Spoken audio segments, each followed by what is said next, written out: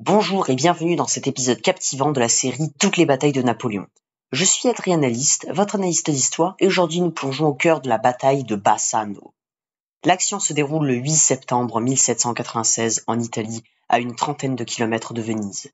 Les troupes de la Révolution française, sous le commandement du général Bonaparte, font face aux forces autrichiennes qui s'opposent à la Révolution. Nous sommes en plein milieu de la campagne d'Italie et Bonaparte a déjà conquis la Sardaigne et la Lombardie, entrant triomphalement dans Milan. Les Autrichiens, quant à eux, ont tenté une première contre-offensive, mais ils ont été défaits lors de la bataille de Castiglione, comme nous l'avons vu dans l'épisode précédent. Dans cet épisode, nous nous concentrons sur leur deuxième contre-offensive, survenue pendant que Napoléon assiégeait la ville de Mantoue.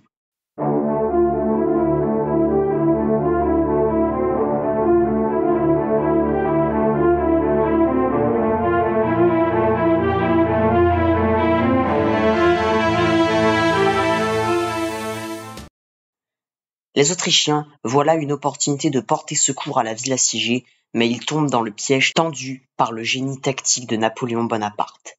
Laissez-moi vous conter ce piège fabuleux tendu par Bonaparte. Anticipant une contre-attaque autrichienne à tout moment, il organise ses troupes selon les principes d'un quadrilatère stratégique.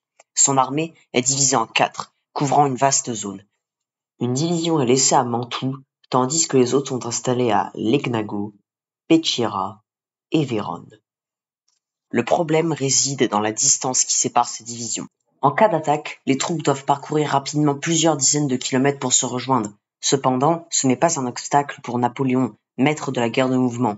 Les Autrichiens, en revanche, doivent encore apprendre cette tactique, préférant déplacer de grandes armées de manière lente et compacte. Et c'est exactement ce qui se produit à Bassano le 8 septembre 1796. Informé de l'arrivée des Autrichiens, Napoléon se rend en personne à Bassano avec l'une des divisions, se dirigeant directement vers le quartier général autrichien. Lorsque les Autrichiens aperçoivent la division de Bonaparte, ils pensent avoir l'avantage numérique et décident d'engager le combat. Les divisions d'Augereau et Masséna se mettent en marche dès 2 heures du matin pour surprendre les Autrichiens. À peine 7 heures du matin, la bataille commence par une vive fusillade.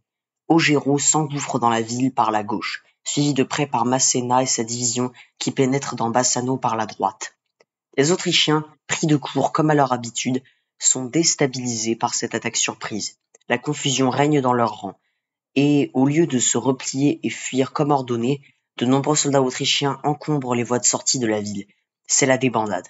Napoléon, observant la rapidité avec laquelle ses troupes se sont déplacées, est ravi. Certaines d'entre elles ont parcouru 70 kilomètres en 2 jours. Une fois de plus, c'est une victoire éclatante pour Napoléon. Alors qu'il déambule sur le champ de bataille, jonché de cadavres, une scène émouvante se produit. Un chien surgit des vêtements d'un des morts et s'approche de Napoléon avant de s'en retourner. Ce chien, poussant des cris douloureux, lèche tour à tour le visage de son maître puis revient vers Napoléon. Le général racontera cette anecdote poignante dans le mémorial de Sainte-Hélène. Ce moment met en évidence la loyauté et l'affection inconditionnelle de l'animal envers son maître, mais aussi la cruauté de la guerre qui laisse derrière elle des êtres abandonnés et démunis. Parmi les acteurs de cette bataille, Jean Lannes se distingue particulièrement par sa bravoure. En reconnaissance de son courage, Napoléon le promeut au rang de général de brigade, marquant ainsi le début d'une ascension fulgurante pour ce brillant officier. Dans le prochain épisode, nous verrons la bataille du pont d'Arcole, l'épisode 9 de notre série. Napoléon est loin d'avoir achevé son parcours légendaire. N'oubliez pas de vous abonner pour ne pas manquer la suite de cette fascinante série. À très vite au cœur des exploits militaires de Napoléon Bonaparte, l'un des plus grands stratèges de l'histoire. C'était Adrien Analyste, votre analyste d'histoire. À la prochaine.